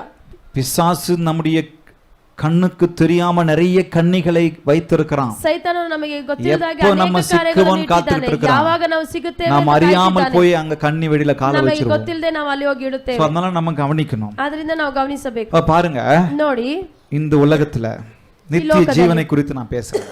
ನಿತ್ಯ ಜೀವನ ಕುರಿತು இந்த உலகத்துல இன்னும் கொஞ்ச காலத்துல இப்பவே கூட அது ஆரம்பிச்சிருச்சு. இன்னும் கொஞ்ச காலத்துல ಇನ್ನು ಸ್ವಲ್ಪ ಸಮಯದಲ್ಲಿ ವರ್ಚುவலா நம்ம நிலத்தை வாங்கலாம், ஒரு இடத்தை ವರ್ಚುವಲ್ வாங்கலாம். ಆಗಿ ಒಂದು ವರ್ಚುவல் அப்படின்னு சொன்னா கற்பனையா ஒரு நிலத்தை நம்ம உண்மையான காசு கொடுத்து வாங்கலாம். ನಾವು ಕರ್ಪಣೆ ಮುಖಾಂತರ ಒಂದು ಲ್ಯಾಂಡ್ ಅನ್ನು ತಗೋಬಹುದು. இன்னும் கொஞ்ச நாள்ல வரப்போகுது, எல்லாம் அதுக்கான காரியங்கள்லாம் நடக்குது. ನಡೆಯುತ್ತದೆ. நம்ம ஒரு சில குறிப்பிட்ட ஆப் எல்லாம் இருக்கு. ಕೆಲವು ಆಪ್ಗಳಿದೆ. ஃபேஸ்புக், அதுல இருந்து இப்ப மேட்டான்னு ஒண்ணு வந்திருக்கு. ಅದರಿಂದ ಮೇಟಾ ಅಂತ அதுல இருந்தெல்லாம் நிறைய வேலைகள் பண்ணிக்கிட்டு இருக்காங்க. ಅದರಿಂದನೇ ಅನೇಕ ಕಾರ್ಯಗಳು ನಡೀತಿದೆ. சோ அப்போ அந்த கற்பனை உலகத்துல ಆ ಕಲ್ಪನೆ ಲೋಕದಲ್ಲಿ நம்ம ஒரு நிலத்தை வாங்கலாம். ನಾವು ಒಂದು ಲ್ಯಾಂಡ್ ತಗೋಬಹುದು. நமக்கு ரியலா ஒரு நிலம் இருக்காது, ನಮಗೆ ರಿಯಲ್ ಆಗಿ ಒಂದು ಲ್ಯಾಂಡ್ பார்க்கிற மாதிரி ஒரு நிலம் இருக்காது. ನೋಡುವ ಹಾಗೆ ಲ್ಯಾಂಡ್ ಇಲ್ಲ. கற்பனை உலகத்துல ஒரு நிலத்தை வாங்கலாம். ಕಲ್ಪನೆದಲ್ಲಿ வாங்கி ಕಲ್ಪನೆ ಮುಖಾಂತರ ಒಂದು ಲ್ಯಾಂಡ್ ತಗೋಬಹುದು. ಅಲ್ಲಿ ಒಂದು ಮನೆ ಕಟ್ಟಬಹುದು. அங்க ஒரு வீட்டை கட்டி ಅಲ್ಲಿ ಒಂದು நம்ம ಮನೆ வீடு எப்படி ಕಟ್ಟಿ இருக்கணும், ನಮ್ಮ ಮನೆ ಹೇಗಿರಬೇಕು, நம்ம குடும்பம் எப்படி இருக்கணும், ನಮ್ಮ ಕುಟುಂಬ ಹೇಗಿರಬೇಕು, நம்மை போலவே ஒரு அவதார உருவாக்கலாம். ನಮಗೆ ಒಂದು ರೂಪನಲ್ಲಿ ಮಾಡಬಹುದು. நம்ம போல ஒரு குடும்பத்தை உருவாக்கலாம், ஒரு சமுதாயத்தை உருவாக்கலாம். ನಮ್ಮ ರೀತಿ ಅಲ್ಲಿ ಎಲ್ಲರೂ கற்பனையா வாழலாம், ஆனா நிஜமான காசு கொடுத்து. ಆದ್ರೆ ನಿಜವಾದ ಕಾಸನ್ನು நீங்க ಕೊಟ್ಟು இப்பவே பாப்பீங்க, ஒரு சில கேம்ங்கெல்லாம் அது காயின்ஸ் கலெக்ட் பண்றாங்க, ஒரு சில லீவ்ஸ் கலெக்ட் பண்றாங்க. ಮಾಡಿ ಮಾಡುತ್ತಾರೆ. நம்ம டெபிட் கார்டுலயோ அல்லது கிரெடிட் கார்டுலயோ பணத்தை அனுப்புனா இவ்வளவு காசு வரும், நம்ம டெபிட் கார்டினிಂದ இவ்வளவு காயின்ஸ் வரும். நம்ம டெபிட் கார்டு அதை வைத்து அந்த கேமை அப்கிரேட் பண்ணிட்டு நம்ம ஆடலாம். ಅದನ್ನು ಕೊಟ್ಟು ನಾವು இப்ப நடந்துட்டு இருக்கு, ಮಾಡಿ ನಡೆಸಬಹುದು. சோ இதை போல ஒரு காரியம் வந்துகிட்டு இருக்கு. ಇದೇ ರೀತಿ ಕಾರ್ಯಗಳು ಬರುತ್ತಿದೆ கற்பனை உலகத்துல. ಕಲ್ಪನೆ ಒಳಗದಲ್ಲಿ பக்கத்துல பா சொல்லுங்க, வாங்கலாம், ನಾವು ಕೊಂಡುಕೊಳ್ಳಬಹುದು. சரி, கற்பனை உலகத்தை வாங்கச்சா. ಕಲ್ಪನೆ ಲೋಕವನ್ನು அடுத்தது ನೆಕ್ಸ್ಟ್ இங்க நிஜ உலகத்துல ಈ ನಿಜವಾದ அசையும் பொருள் அசையா பொருள் இந்த உலகத்துல வாங்கலாம். ಬಾಳುವ ವಸ್ತು ಬಾಳದೇ ಇರುವ ವಸ್ತು, சொத்து சொகத்தை வாங்கலாம், நிலத்தை வாங்கலாம், ಆಸ್ತಿಗಳನ್ನು ತಗೋಬಹುದು. ஏக்கர் கணக்குல நிலத்தை வாங்கலாம், ಏಕರ್ ಲೆಕ್ಕದಲ್ಲಿ ನಾವು நஞ்ச ಆಸ್ತಿಗಳನ್ನು புஞ்ச எல்லாம் வாங்கலாம், அது வயல்வெளிகள் எல்லாம் ஏக்கர் எல்லாம் வாங்கலாம், ಎಲ್ಲ ಏಕರ್ಗಳನ್ನು ತೆಗೆದುಕೊಳ್ಳಬಹುದು. கார் வாங்கலாம், பங்களா வாங்கலாம், ಕಾರ್ ಬಂಗ್ಲಾ ಎಲ್ಲ ತಗೊಳ್ಳಿತು, எல்லாத்தையும் நீங்க வாங்கி வைக்கலாம். ಎಲ್ಲವನ್ನು ನಾವು ತಗೋಬಹುದು. ஓகேங்களா? ಓಕೆ, இன்னும் கொஞ்சம் மேல போறாங்க பாருங்க. ಇನ್ನು ಸ್ವಲ್ಪ ಮೇಲೆ ಹೋಗಬಹುದು. ஏன் நீங்க நிலாவுல கூட போய் இடத்த வாங்கலாம். ಯಾಕೆ ನೀವು ಚಂದ್ರದಲ್ಲೇ ಹೋಗಿ ನೀವು ಚಂದ್ರದಲ್ಲಿ ಹೋಗಿ ನೀವು ಒಂದು ಆಸ್ತಿಯನ್ನು ತಗೋಬಹುದು. நிறைய பேர் அட்வான்ஸ் பண்ணிக்கிருக்காங்க, ಅನೇಕರು ಅಡ್ವಾನ್ಸ್ ಮಾಡಿದ್ದಾರೆ. பார்க்கலாம் நியூஸ், நீங்க நிறைய பேர் அட்வான்ஸ் பண்ணிருக்காங்களா, நிலாவுல இடத்த வாங்கின்னு இருக்காங்களாம். ಅನೇಕರು ನೆಲದ ಇದು ಚಂದ್ರದಲ್ಲಿ ನೆಲವನ್ನು உலக நம்பர் 1 பணக்காரர்கள் என்ன பண்றாங்களா, நிலாவுல இடத்த வாங்குறதுக்கு ஆயத்தமா இருக்கிறாங்களா. ಚಂದ್ರನಲ್ಲಿ ಅಲ್ಲಿ ಆಸ್ತಿಯನ್ನು ಕೊಂಡಲು ರೆಡಿಯಾಗಿದ್ದಾರೆ. சிலர் கடலுக்கு அடியில ஒரு பெரிய ஒரு நாட்டையே உருவாக்கி அங்கேயும் நிலத்தை வாங்குறதுக்கு ரெடி. ಕೆಲವೊಬ್ಬರು ಸಮುದ್ರದ ಅಡಿಯಲ್ಲೇ ನೆಲವನ್ನು ತಗೊಳ್ಳೋಕೆ ಅವರು ಸಿದ್ಧರಾಗಿದ್ದಾರೆ. நீங்க எங்க எதை வேணாலும் வாங்கலாம், ಎಲ್ಲಿ ಏನು ಬೇಕಾದ್ರೂ ತಗೋಬಹುದು. நித்திய ஜீவன் உங்களுக்கு வேண்டும் என்று சொன்னால் இந்த ஜீவ அப்பம் நானே என்று சொன்னவரை தவிர வேறு யாராலும் கொடுக்க முடியாது. ನಿತ್ಯ ಜೀವನ ನಿಮಗೆ ಬೇಕಾದರೆ இந்த சரீரம் அழிந்துவிடும், ಜೀವ ರೊಟ್ಟಿ, இந்த சரீரம் அழிந்துவிடும், ಈ ಶರೀರವು ನಾಶವಾಗುತ್ತದೆ. ஆனால் எனக்கு ஒரு ஆத்மாவை கொடுத்திருக்கிறார், ಆದರೆ ನನಗೆ ಒಂದು அது நித்தியமாய் என் தேவனோடு கூட வாழும். ಅದು ನಿತ್ಯವಾಗಿ ದೇವರೊಟ್ಟಿಗೆ ಬಾಳುತ್ತದೆ. அந்த நித்திய ஜீவனை இந்த ಆ இயேசுவால் ನಿತ್ಯ ಜೀವನವನ್ನು ಯೇಸುವಿನ ಮಾತ್ರವೇ ಕೊಡಲು ಸಾಧ್ಯ, கொடுக்க முடியாது. ಬೇರೆ ಯಾರಿಂದಲೂ ಅಲ್ಲ. அவரை அறிக்கை பண்ணுகிற ಆತನನ್ನು ಅರಿಕೆ மாத்திரமே ಮಾಡುವವರಿಗೆ பெற்றுக்கொள்ள ಮಾತ್ರವೇ முடியும். ಸಿಗುತ್ತದೆ. வானோர் பூதலத்தோர் பூமியின் கீழானருடைய முழங்கால் யாவும் முடங்கும்படிக்கு அவருடைய நாமமே இல்லாமல் வேறொரு நாமம் எனக்கு உங்களுக்கும் கொடுக்கப்படல. ಲೋಕದಲ್ಲಿ ಎಲ್ಲೇ ಹೋದರೂ ಆತನಲ್ಲದೆ ಬೇರೆ ಯಾರಿಂದನೂ ಸಾಧ್ಯವಿಲ್ಲ. அவர் மாத்திரமே நித்திய ஜீவனை உங்களுக்கும் எனக்கும் கொடுக்க முடியும். ಆತನ ಮಾತ್ರವೇ ನಿಮಗೆ ನನಗೆ ನಿತ್ಯ ಜೀವನವನ್ನು ಕೊಡಲು ಸಾಧ್ಯವಾಗಿದೆ. ஆண்டவரே, ದೇವರೇ, ஜீவ வசனம் உம்மிடத்தில் தானே உண்டு. ಜೀವ ವಾಕ್ಯವು ನಿಮ್ಮೊಟ್ಟಿಗೆ ಅಲ್ಲ. ஃபாதர் அழகா பாடுறாரு, ಫಾದರ್ ಸುಂದರವಾಗಿ ಹಾಡುತ್ತಾರೆ. ஆண்டவரே உம்மை பிரிந்து யாரிடத்தில் போவோம் ஆண்டவரே உம்மை பிரிந்து யாரிடத்தில் போவோம் வாழ்வு தரும் வசனம் எல்லாம் உம்மிடம்தான் உண்டு வாழ்வு தரும் வசனம் எல்லாம் உம்மிடம்தான் உண்டு. ஹல்லேலூயா. கரங்களை தட்டலாமா? உங்ககிட்ட தானப்பா எனக்கு ஜீவன் தரும் வசனம் ನಿಮ್ಮ இருக்கு. ಹತ್ರವಲ್ಲ ನನಗೆ ಜೀವ ಕೊಡುವ ವಾಕ್ಯವಿದೆ. பேதுரு சொன்னது போல சொல்லலாம். ಪೇತ್ರನು ಹೇಳಿದಾಗೆ உங்களை விட்டு, ನಿಮ್ಮನ್ನು ಬಿಟ್ಟು, இந்த ஜீவ அப்பத்தை விட்டு, ಈ ಜೀವ ರೊಟ್ಟಿಯನ್ನು ಬಿಟ್ಟು, இந்த ஜீவ வார்த்தையை ಈ விட்டு ಜೀವ ರೊಟ್ಟಿಯನ್ನು ಬಿಟ್ಟು நாங்க யாரிடத்தில் போவோம்? ಈ ಬೇರೆ ಯಾರ ಬಳಿ ನಾನು ಹೋಗಲು ಸಾಧ್ಯ? யார் எங்களை காக்க முடியும்? ಯಾರು ನನ್ನನ್ನು ಕಾಯಲು ಸಾಧ್ಯ? நீங்க எனக்கு போதும் ஆண்டவரே. ನೀವೇ ನನಗೆ ಸಾಕು ತಂದೆ. ஹல்லேலூயா. ಹಲ್ಲೆಲೂಯಾ. வசனத்தை ವಾಕ್ಯವನ್ನು ஆவியின் பட்டயத்தை போல வச்சுக்கங்க. ದೇವರ ಖಡ್ಗದಾಗಿ ನಾವು ಇಟ್ಕೋಬೇಕು. எபேசியர் 6:17 வசனம் சொல்லுகிறது. எபேசியர் 6:17 இரட்சணியம் என்னும் தலைச்சீராவையும் தேவ வசனமாகிய ஆவியின் பட்டயத்தையும் எடுத்துக்கொள்ளுங்கள். ದೇವರ ವಾಕ್ಯವನ್ನು ಖಡ್ಗವಾಗಿ ನೀವು தேவ வசனத்தை ದೇವರ ವಾಕ್ಯವನ್ನು ஆவியின் பட்டயத்திற்கு ஒப்பிடுறான். ஆவி ஆத்மದ அந்த ஆவியின் பட்டயத்தை, தேவ வார்த்தையாகிய ஆவியின் பட்டயத்தை வைத்துக் கொண்டால்தான் ஆத்மವನ್ನು ದೇವರ ಖಡ್ಗವಾಗಿ இந்த உலகத்தில் யுத்தத்தை செய்ய முடியும். நம்ம ಈ ಲೋಕದಲ್ಲಿ ಯುದ್ಧವನ್ನು இந்த உலகத்தில் போராட முடியும். ಈ ಲೋಕದಲ್ಲಿ ನಾವು ಹೋರಾಡಲು ಸಾಧ್ಯ. இந்த உலகத்தை ஜெயிக்க முடியும். ಈ ಲೋಕವನ್ನು ಜಯಿಸಲು ಸಾಧ್ಯ. என் பணத்தை வைத்து அல்ல, ಹಣವನ್ನು என் சொத்தை வைத்து அல்ல, ನನ್ನ ಆಸ್ತಿಯನ್ನು என் பட்டம் படிப்பை வைத்து அல்ல, தேவ வசனத்தை வைத்து மாத்திரம்தான், ನನ್ನ ದೇವರ ವಾಕ್ಯವನ್ನು ஆவியின் பட்டயமாகிய தேவனுடைய வார்த்தை வைத்து மட்டும்தான் இந்த உலகத்தை நானும் நீங்களும் ஜெயிக்க முடியும். ದೇವರ ಮಾತನ್ನಿಟ್ಟೆ ನಾವು ಮಾಡಲಿದ್ದೇವೆ, வேற ஒன்றையும் வைத்து அல்ல. ಬೇರೆ ಏನಿಂದಲೂ ಅಲ್ಲ. சொல்லமா, I am the bread of life. ನಾನೇ ಜೀವ ರೊಟ್ಟಿಯಾಗಿದ್ದೇನೆ. ஜீவ அப்பம் நானே, ಜೀವ ರೊಟ್ಟಿಯಾಗಿದ್ದೇನೆ. ஜீவ வார்த்தை நானே என்று இயேசு சொல்கிறார். ಜೀವ ವಾಕ್ಯವಾಗಿದ್ದೇನೆ ಎಂದು ಹೇಳಿ இரண்டாவதாக, ಎರಡನೇದಾಗಿ, முதலாவதாக my word will give life. ಮೊದಲನೇದಾಗಿ ನನ್ನ ವಾಕ್ಯವು ಜೀವವನ್ನು ನೀಡುತ್ತದೆ. And secondly, ಎರಡನೇದಾಗಿ my word will give peace to the soul. ನನ್ನ ವಾಕ್ಯವು ನಿಮಗೆ ಶಾಂತಿಯನ್ನು என் ಕೊಡುವುದು. வார்த்தை உங்கள் ஆன்மாவுக்கு, உங்கள் ஆத்துமாவுக்கு சமாதானத்தை தருகிறது. ನನ್ನ ವಾಕ್ಯವು ನಿಮ್ಮ ಆತ್ಮಕ್ಕೆ ಶಾಂತಿಯನ್ನು ನೀಡುವುದಾಗಿದೆ. என்ன சொல்லுகிறார்? ஜீவ அப்பம் நானே என்று சொன்னால், ಜೀವ ರೊಟ್ಟಿಯು ನಾನೇ, என் வார்த்தையே உன் ஆத்துமாவுக்கு சமாதானத்தை தருகிறது, வேறொன்றும் அல்ல.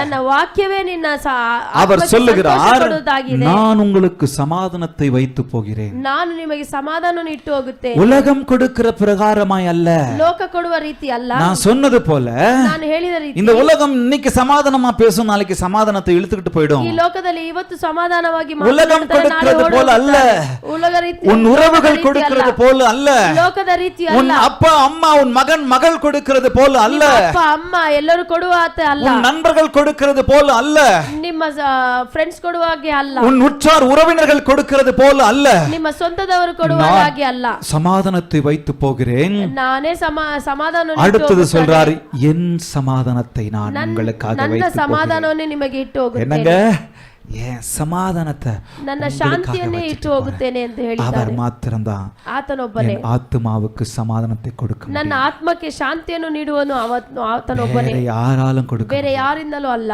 வேற யாராலும் கொடுக்க முடியாதுங்க. ಬೇರೆ ಯಾರಿಂದಲೂ ಕೊಡಲು அவர் ಸಾಧ್ಯವಿಲ್ಲ. மாத்திரம்தான் ಅವರು ಮಾತಿರವೇ என் ஆத்துமாவுக்கு சமாதானத்தை கொடுக்க முடியும். ಆತನೊಬ್ಬನೇ ಸಮಾಧಾನ அவர் ಕೊಡಲು ಸಾಧ್ಯ. கொடுக்கலன்னு சொன்னா என் ஆத்துமா அலைஞ்சுகிட்டே தான் இருக்கும். ಆತನು ಕೊಡಲಿಲ್ಲ ಅಂದ್ರೆ ನನ್ನ ಆತ್ಮ இன்னைக்கு உலகத்துல நிறைய ஆத்துமாக்கள் அப்படிதான் ஆண்டவரை அறியாமல் சமாதானம் இல்லாமல் அலைந்து கொண்டிருக்கிறாங்க. ಲೋಕದಲ್ಲಿ ಅನೇಕ ಆತ್ಮಗಳು ಈ ರೀತಿಯೇ ಓಡಾಡುತ್ತಿದೆ. எங்க சமாதானம், எங்க நிம்மதி கிடைக்கும், எங்க சமாதானம் கிடைக்கும்? ಎಲ್ಲಿ ಸಮಾಧಾನ ಸಂತೋಷ ಸಿಗುತ್ತದೆ ಅಂತ இந்த ಕೇಳಿದ್ದಾರೆ. மனுஷங்கிட்ட சமாதானம் கிடைக்குமா? ಈ ಮನುಷ್ಯನ ಬಳಿ ಸಿಗುತ್ತದಾ?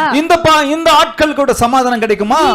ಈ ಲೋಕದಲ್ಲಿ இந்த சர்க்கிள்ல சமாதானம் கிடைக்குமா? ಈ ಕಾರ್ಯಗಳಲ್ಲಿ ಸಿಗುತ್ತದಾ? இந்த சென்டர்ல சமாதானம் கிடைக்குமா? ಈ ಸೆಂಟರ್ ನಲ್ಲಿ ಸಿಗುತ್ತದ, இந்த மடத்துல சமாதானம் கிடைக்குமா, ಮಠದಲ್ಲಿ ಸಿಗುತ್ತದ, இந்த மலையில சமாதானம் கிடைக்குமா? ಆ ಮಲೆ ಮೇಲೆ பாத்துருக்கீங்களா? நிறைய பேர் மலையில போய் குகையில போய் உட்கார்ந்துட்டு கொஞ்சம் சமாதானமா இருந்துட்டு வரலாம்னு போயிட்டு வராங்கல்ல, ಅನೇಕರು ಬೆಟ್ಟ ಗುಡ್ಡಗಳಲ್ಲಿ அந்த இடத்துல எனக்கு சமாதானம் கிடைக்குமா? ಅಲ್ಲಿ ಹೋಗಿ ಹುಡುಕುತ್ತಿದ್ದಾರೆ. சில பேர் என்ன பண்றாங்க, இந்த பாவம் எனக்கு கொஞ்ச நேரம் சமாதானம் நிம்மதியா இருக்கு, அந்த பாவத்துல நான் இருந்துட்டு போயிடுறேன் அப்படின்னு அங்க சமாதானத்தை தேடுறாங்க. ಕೆಲವೊಬ್ಬರು ಅನೇಕ ಪಾಪ ಕಾರ್ಯಗಳಿಂದ ಸಮಾಧಾನ சில பேர் சிற்றின்பங்கள்ல சமாதானத்தை தேடி அங்க சிற்றின்பங்கள்ல சமாதானம் கிடைக்குன்னு ஓடி போறாங்க.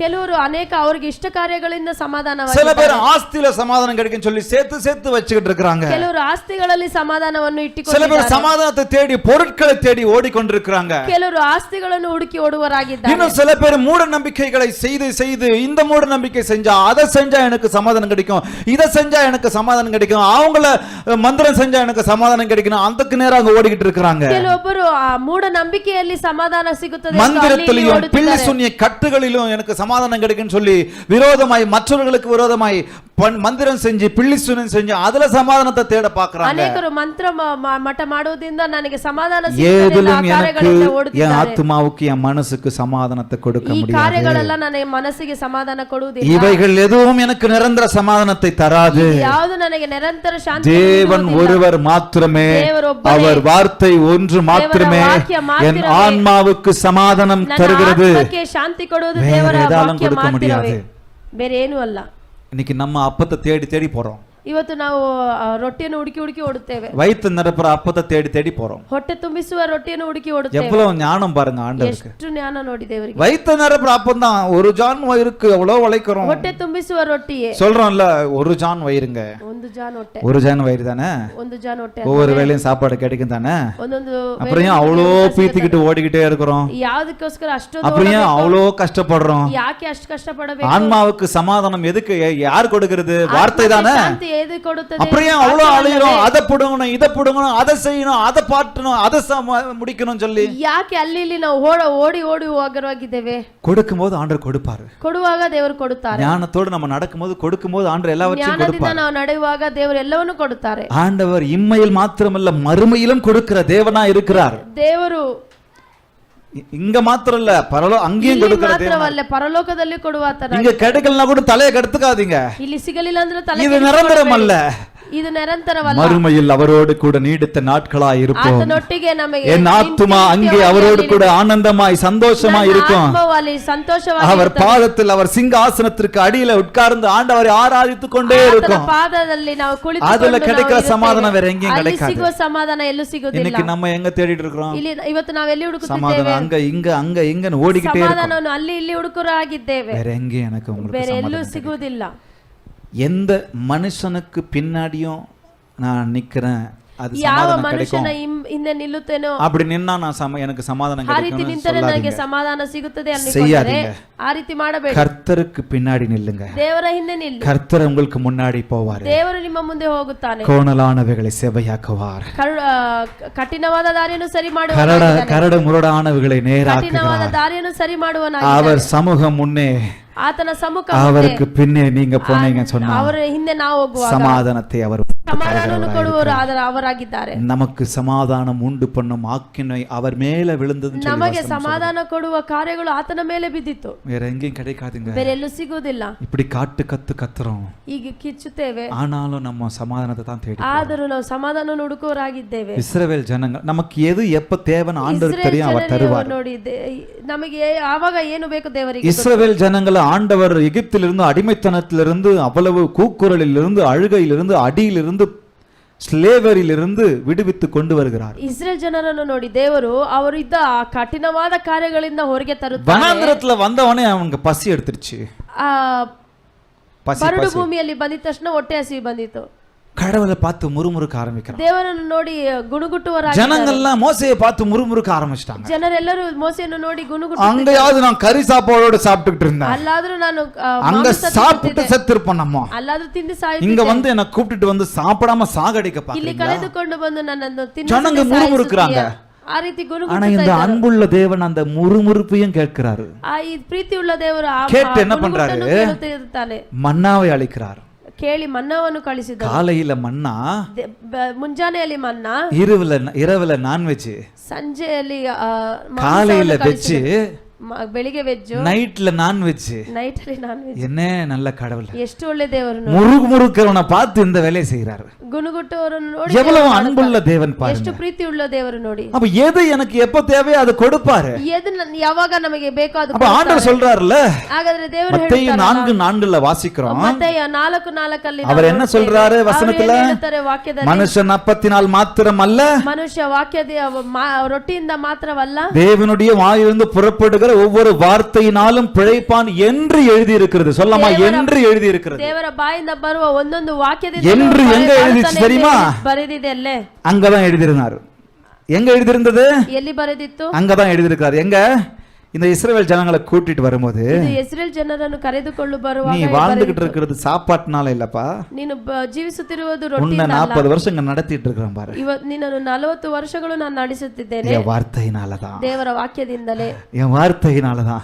ನನ್ನ ವಾಕ್ಯ அங்கேயே சொன்னாரு அவரு. ಅಲ್ಲೇ ಹೇಳಿದರು. உபாகமத்திலே அங்கே யாத்திராமத்துல சொல்லியிருக்கிறாரு, மனுஷன் அப்பத்தினால் மாத்திரமல்ல, ಮನುಷ್ಯನ ರೊಟ್ಟಿಯಿಂದ தேவனுடைய வாயிலிருந்து புறப்படுகிற ஒவ்வொரு ದೇವರ வார்த்தையினாலும் ಬಾಯಿಂದ ಬರುವ ಒಂದೊಂದು ವಾಕ್ಯದಿಂದ, ஆனாலும் நான் உனக்கு அப்பத்தை தரேன், ಆದರೂ ನಾನು ஆனாலும் உனக்கு நான் சாப்பாட்டை தரேன், ಆದರೂ ನಾನು ರೊಟ್ಟಿಯನ್ನು உனக்கு வேணும் போது உனக்கு தரேன், ನಿನಗೆ ಬೇಕು ಎಂದಾಗ ನಾನು ಕೊಡುತ್ತೇನೆ, அன்னன்னைக்கு தேவையானதை எடுத்து வச்சுக்கோ, ಅವತ್ತವತ್ತಿಗೆ ಬೇಕಾದದ್ದು ತೆಗೆದುಕೊಳ್ಳು. ஆனா ಆದರೆ உன் ஆத்துமாவுக்கு, ಆದರೆ ನಿನ್ನ ಆತ್ಮಕ್ಕೆ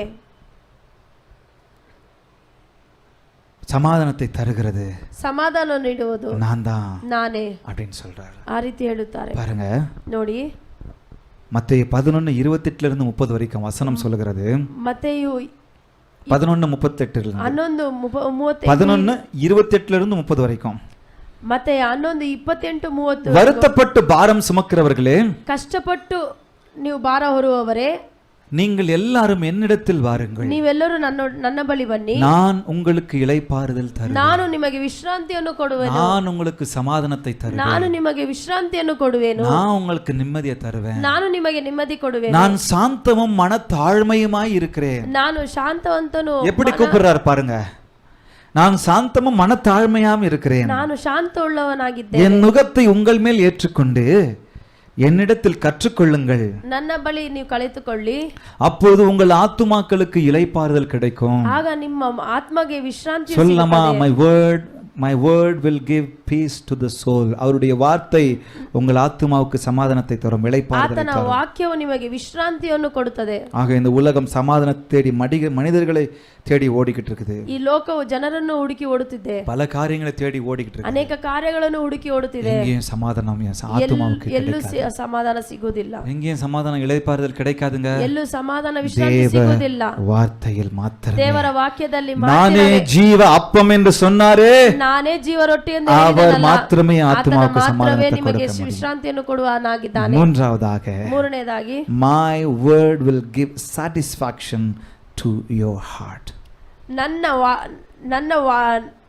வாக்கிய ವಾಕ್ಯವು ಹೃದಯಕ್ಕೆ ತೃಪ್ತಿಯನ್ನು ನೀಡುವುದಾಗಿದೆ. வார்த்தை, என் வார்த்தை தான் உங்கள் இருதயத்திற்கு திருப்தியை அல்லது மன நிறைவை கொடுக்கும். ನನ್ನ ವಾಕ್ಯವೇ ನಿಮಗೆ ನನ್ನ ವಾಕ್ಯವೇ யோசிச்சு பாருங்க, நீங்க நிறைய பணக்காரர்களை பாருங்க, நிறைய சம்பாதிக்கிறவங்களை பாருங்க, ಅನೇಕ ಸಂಪಾದನೆ ಮಾಡುವವರು, எல்லாம் இருக்கிறவர்களை பாருங்க, ಎಲ್ಲ ಇರುವವರನ್ನು ನೋಡಿ அலைஞ்சுகிட்டே இருப்பாங்க, ಎಲ್ಲ ಹುಡುಕುತ್ತಾರೆ, மன நிறைவே இருக்காது. ಅವರಿಗೆ ಸಂತೋಷ, எவ்வளவு சேர்த்து வச்சாலும் மன நிறைவே இருக்காது. ಅವರಿಗೆ ಹೃದಯದಲ್ಲಿ சொத்து சுகம் இருந்தாலும் மன நிறைவே இருக்காது. ಆಸೆಗಳಿದ್ದರೂ ಅವರಿಗೆ காரு பங்களா இருந்தாலும் மன நிறைவா இருக்காது. ಬಂಗಲಾ ಎಲ್ಲ ಇದ್ದರೂ ಅವರಿಗೆ ಶಾಂತಿ பக்கத்துல பார்த்து சொல்லுங்க, உங்களுக்கு இருக்குங்க, ನಿಮಗಿದೆ, உங்களுக்கு வேற எது இருக்கோ இல்லையோ, ಬೇರೆ ಏನಿದೆಯೋ ಇಲ್ಲೋ, சாட்டிஸ்பாக்சன் இருக்கு, ನಿಮಗೆ திருப்தி இருக்கு, ನಿಮಗೆ மன ரம்யம் இருக்கு, மன நிறைவு இருக்கு. ನಿಮಗೆ ನೆರವು, காரணம் இந்த வார்த்தை அந்த மன நிறைவை கொடுத்திருக்கு. கர்த்தரை கரம் தட்டி ஆண்டவருடைய நாமத்தை மகிமைப்படுத்தலாமா? இந்த வார்த்தை ஆண்டவர் உங்களுக்கு மன நிறைவை கொடுக்கிறது. ಈ ವಾಕ್ಯವೇ ನಿಮಗೆ ಮನ ஏசாயா ನೆರವು ಕೊಡುತ್ತದೆ. 31:25 வசனம் சொல்லுகிறது. எரேமியா 31:25 சொல்லுகிறது. எரேமியನು 31:25 ಈ ರೀತಿ ಹೇಳುತ್ತದೆ, நான் விடாய்த்த ஆத்துமாவை சம்பூர்ணமடைய பண்ணி தோய்ந்த எல்லா ஆத்மாவையும் நிரப்புவேன். என்ன? ಸೋತಾದ ಮನಸ್ಸನ್ನು ನಾನು ವಿಶ್ರಾಂತಿ, நான் வறண்டு போன ஆத்துமாக்களை நான் என்ன பண்றேன்? சம்பூர்ணமாக்குறேன். ನಾನು ಬರಡು ಹೋಗಿರುವ ಆತ್ಮಗಳನ್ನು ನಾನು தோய்ந்து போன ஆத்மாவை நிரப்புகிறேன், சாட்டிஸ்ஃபை பண்றேன். ನಾನು ನೆರವನ್ನು ಕೊಡುವ ஆண்டவர் சொல்றாரு, ದೇವರು ಹೇಳುತ್ತಾರೆ, சாட்டிஸ்ஃபை பண்றேன். ನಾನು ನೆರವು ಕೊಡುವೆ. ஒரே ஒரு குட்டி ஸ்டோரி சொல்லி முடிக்கலாம். ಒಂದು ಚಿಕ್ಕ ಸ್ಟೋರಿಯನ್ನು ಹೇಳಿ இது பல வருஷத்துக்கு முன்னாடி நான் கேட்ட கதை. ಇದು ಅನೇಕ ವರ್ಷಗಳ ಹಿಂದೆ ನಾನು ಕೇಳಿದ. இப்போ கூட இந்த மீடியா உலகத்துல சுத்திக்கிட்டு இருக்குது. ಇವಾಗನು ಈ ಮೀಡಿಯಾ ನಲ್ಲಿ ಓಡುತ್ತಿದೆ. பாருங்க, ನೋಡಿ, ஒரு மனுஷனுக்கு ஆண்டவர், ஒரு கடவுள் வந்து ஒரு மனுஷனுக்கு ஒரு வரம் கொடுக்கிறாரு. ಒಂದು ಮನುಷ್ಯನಿಗೆ ದೇವರು ಬಂದು ಒಂದು ವರ ಕೊಟ್ಟಿದ್ದಾರೆ. ஒரு கற்பனை கதைன்னு நினைக்கிறேன். ಒಂದು ಕಲ್ಪನೆ ಇದು. நீ என்ன பண்ணப்பா, இங்க இருந்து ஸ்டார்ட் பண்ணு. ನೀನು ಇಲ್ಲಿಂದ ಸ್ಟಾರ್ಟ್ ಮಾಡು. இங்க இருந்து ஸ்டார்ட் பண்ணு. ಇಲ್ಲಿಂದ ಸ್ಟಾರ್ಟ್ ಮಾಡು. எவ்வளவு தூரம் போறியோ, ಎಷ್ಟು ದೂರ ಹೋಗುತ್ತೀಯೋ அவ்வளவு தூரமோ ಅಷ್ಟು ದೂರವು உனக்கு தான், ನಿನಗೆ, உனக்கு சொந்தம். ನಿನಗೆ ಸ್ವಂತವಾಗುತ್ತದೆ. ಖುಷಿ ಆಯ್ತು ಇருக்கு. ಒಂದೇ ಸಂತೋಷ ಅವರಿಗೆ. ஆனா ஒரே ஒரு கண்டிஷன். ಆದ್ರೆ ಒಂದೇ ಒಂದು ಕಂಡೀಷನ್. என்ன பண்ணு, இந்த குறிப்பிட்ட நேரத்துக்குள்ள போன பாரு, அந்த குறிப்பிட்ட நேரத்துக்குள்ள இங்க வந்து அடைஞ்சா நீ போன தூரம்லாம் ನೀನು ಎಷ್ಟು ದೂರ ಹೋಗಿದೆಯೋ ಮತ್ತೆ ನಾನು ಕೊಡುವ ಸಮಯದಲ್ಲಿ ನೀನು ಇಲ್ಲಿ ಬಂದು ಸೇರಬೇಕು. ಆವಾಗನೇ ನಿನಗೆ பாருங்க கடவுளே, இப்ப எவ்வளவு சொத்தை பிடிக்கிறோம் பாருங்க, எவ்வளவு ஏக்கர் கணக்குல ஓடி பிடிக்கிறோம் பாருங்க. ஓடுறாரு, ನೋಡು ನಾವು ಎಷ್ಟು ಓಡುತ್ತೇನೆ ಅಂತ. கொஞ்ச தூரம் ஓடுறாரு, ಸ್ವಲ್ಪ ದೂರ ಓಡಿದರು, திரும்பಿ பாக்குறாரு, ತಿರುಗಿ ನೋಡಿದರು, பத்தாது, ಸಾಲಿಲ್ಲ, சாட்டிஸ்ஃபை ஆகல, ಅವರಿಗೆ ನೆರವಿಲ್ಲ, மன நிறைவு இல்ல. ಆತನಿಗೆ ಹೃದಯದಲ್ಲಿ ನೆರವು ಇರಲಿಲ್ಲ. இன்னும் கொஞ்ச தூரம் போலாம், ಇನ್ನ ಸ್ವಲ್ಪ ದೂರ ಹೋಗலாம். அங்க போய் திரும்பி பாக்குறாரு, ಅಲ್ಲಿ ಹೋಗಿ ನೋಡಿ, என்னப்பா இன்னும் கம்மியா தான் இருக்கு, ಇನ್ನ ಕಮ್ಮಿನೇ ಇದೆ, ரொம்ப குறைவா இருக்கு, ತುಂಬಾ ಕಮ್ಮಿ ಇದೆ. இல்ல சாட்டிஸ்ஃபை ஆகல, ಇಲ್ಲ ನನಗೆ ನೆರವಾಗಲಿಲ್ಲ. இன்னும் ஓடுறாரு, ಇನ್ನು ಓಡುತ್ತಾರೆ. அங்க போய் திரும்பி பாக்குறாரு, ಅಲ್ಲಿ ಹೋಗಿ ಮತ್ತೆ ತಿರುಗುತ್ತಾರೆ. இதுவும் இவருக்கு சாட்டிஸ்ஃபை ஆகல, ಇನ್ನು ಅವರಿಗೆ ನೆರವಾಗಲಿಲ್ಲ. இது என் குடும்பத்துக்கே பத்தாது, ಇದು ನನ್ನ நான் ಕುಟುಂಬಕ್ಕೆ எல்லாருக்கும் சேர்த்து வைக்கணுமே, ಇನ್ನು ಎಲ್ಲರಿಗೂ ಸೇರಿಸಬೇಕಲ್ಲ, பிள்ளை குட்டி எல்லாம் பினாமி பனாமி எல்லாத்துலயும் போட்டு ನನ್ನ வைக்கணுமே, ಕುಟುಂಬಕ್ಕೆ ನಾನು ಸೇರಿಸಬೇಕಲ್ಲ. இன்னும் கொஞ்சம் ஓடலாம். ಇನ್ನು ಓಡುತ್ತೇನೆ. திடீர்னு இவருக்கு ஞாபகம் வந்துருச்சு, ಸಡನ್ ಆಗಿ ಇವರಿಗೆ ನೆನಪು ಬಂತು, ಅಯ್ಯೋ டைமுக்கு போய் சேரலாம்னா எதுவுமே இல்லைன்னு ಟೈಮಿಗೆ ನಾನು சொல்லிட்டாரு, ಹೋಗಿ ಸೇರಬೇಕಲ್ಲ, ಇಲ್ಲದಿದ್ರೆ ನಾನು U-turn ಏನು ಬರೋದಿಲ್ಲ. ಯೂಟರ್ನ್ ಹಾಕಿದರು, ஓடி வா ಮತ್ತೆ ಓಡಿ ಬಂದರು. நேரம் ஆயிடுச்சு, ಸಮಯವಾಯ್ತು. அந்த கோட்டை தொடறதுக்குள்ளே முன்னாடியே விழுந்து செத்து போயிட்டான். ಇದು ಸೇರುವಷ್ಟರಲ್ಲೇ ಅವ್ರು ಬಿದ್ದು ಸತ್ತು ಹೋದರು. திருப்தி இல்ல, ಹೃದಯದಲ್ಲಿ ನೆರವೇ ಇಲ್ಲ, திருப்தி இல்ல, ಎಷ್ಟು ಸೇರಿಸಿದ್ರು ಮನದಲ್ಲಿ ನೆರವಿಲ್ಲ, மன நிறைவு இந்த உலகம் சொத்து ಮನದಲ್ಲಿ ನೆರವೇ ಇಲ್ಲ, சொத்து சுகம் கொடுக்காது. ಆಸ್ತಿಗಳು ನಿಮಗೆ நம்ம ಕೊಡುವುದಿಲ್ಲ. நினைக்கிறோம் இதை படிச்சுட்டா இதை முடிச்சுட்டா இங்க சிஇஓ ஆயிட்டா, இந்த ஜெனரல் மேனேஜர் ஆயிட்டா, இந்த மேனேஜர் ஆயிட்டா, இந்த இடத்துல வேலை பிடிச்சிட்டா சமாதானமா இருக்கலாம். ಈ ಓದನ್ನು ಓದಿದರೆ, ಆ ಜನರಲ್ ಮ್ಯಾನೇಜರ್ ಆಗಿದ್ದಾರೆ, ಈ ಸಿಇಒ ಪೋಸ್ಟ್ ಸಿಕ್ಕಿದರೆ ನಾವೆಲ್ಲವನ್ನು அங்க ஒருத்தன் குட்டை காத்துக்கிட்டு இருப்பான், ಅಲ್ಲಿ ಒಬ್ಬರು ಕಾಯ್ತಿರ್ತಾರೆ, குட்டையை குழப்ப காத்துக்கிட்டு இருப்பான். ಅಲ್ಲಿ ಯಾರಾದ್ರೂ ಕಾಯುತ್ತಿರ್ತಾರೆ. எங்கேயும் இந்த உலகத்துல சமாதானம் கிடைக்கும், ಎಲ್ಲೂ ನಿಮಗೆ ಶಾಂತಿ ಸಿಗುವುದಿಲ್ಲ, எங்கேயும் இந்த உலகத்துல மன நிறைவு கிடைக்கும், ಎಲ್ಲಿಯೂ ನಿಮಗೆ ಸಮಾಧಾನ திருப்தி ಸಿಗುವುದಿಲ್ಲ, கிடைக்காது. ನಿಮಗೆ ತೃಪ್ತಿ ஜீவ ಸಿಗುವುದಿಲ್ಲ. அப்பம், இந்த வார்த்தையில் மாத்திரமே எனக்கும் உங்களுக்கும் சமாதானம் கிடைக்கும், ವಾಕ್ಯ ಮಾತ್ರವೇ ನಿಮಗೆ ಜೀವ ರೊಟ್ಟಿಯಾಗಿದೆ, சாட்டிஸ்ஃபேக்ஷன் கிடைக்கும், ನಿಮಗೆ ಮನ ನೆರವು ನಿಮಗೆ ಹೃದಯದಲ್ಲಿ திருப்தி ಸಿಗುವುದು கிடைக்கும். ಆತನ ವಾಕ್ಯವೇ. சங்கீதம் 91:16 வசனம் சொல்லுகிறது, ಕೀರ್ತನೆ 91 ಈ ರೀತಿ ಹೇಳುತ್ತದೆ. சங்கீதக்காரன் அழகாய் எழுதுகிறார், ಕೀರ್ತನೆಗಳಲ್ಲಿ ಸುಂದರವಾಗಿ அழகா எழுதுறாரு, நீடித்த நாட்களாய் அவனை திருப்தியாக்கி என் ரட்சிப்பை அவனுக்கு காண்பிப்பேன். என்னங்க, கொஞ்ச நாட்களா இல்ல, ಸ್ವಲ್ಪ ಸಮಯ ಮಾತ್ರವಲ್ಲ, நீடித்த நாட்களாய் ಅನೇಕ ಕಾಲಗಳಿಗೂ அவனை திருப்தியாக்குவேன், ನಿನ್ನನ್ನು ನಾನು ತೃಪ್ತಿಪಡಿಸನಾಗಿದ್ದೇನೆ, ரட்சிப்பை அவனுக்கு காண்பிப்பேன். ನನ್ನ ರಕ್ಷಣೆಯನ್ನು ನಿನಗೆ ಕೊಡುತ್ತೇನೆ. சொல்லமா யாரு? ಯಾರು? தேவ வசனம் தான், ದೇವರ ವಾಕ್ಯವೇ. அதனாலதான் ஆண்டவர் சொல்றாரு, ಅದರಿಂದ ದೇವರು ಹೇಳುತ್ತಾರೆ, ஜீவ அப்பம் நானே, ಜೀವ ರೊಟ್ಟಿಯು ನಾನೇ, நானே ನಾನೇ ஜீவ அப்பம் நானே, ನಾನೇ ಜೀವ ರೊಟ್ಟಿ, ஜீவ வார்த்தை நானே, ಜೀವ ರೊಟ್ಟಿಯು என் வார்த்தையே உங்களுக்கு மன நிறைவை கொடுக்கும், ನನ್ನ ವಾಕ್ಯವೇ ನಿಮಗೆ என் வார்த்தை உங்களுக்கு ஜீவனை கொடுக்கும், ನನ್ನ ವಾಕ್ಯವೇ ನಿಮಗೆ என் வார்த்தையே உங்கள் ஆத்துமாக்களுக்கு சமாதானத்தை கொடுக்கும். ನನ್ನ ವಾಕ್ಯವೇ ನಿಮಗೆ ನೆರವು அதை விட்டுட்டு வேற எங்கேயும் தேடி ஓடிட்டு இருக்காதீங்க, ಅದನ್ನು ಬಿಟ್ಟು ಬೇರೆ ಎಲ್ಲೂ ಹುಡುಕಬೇಡಿ.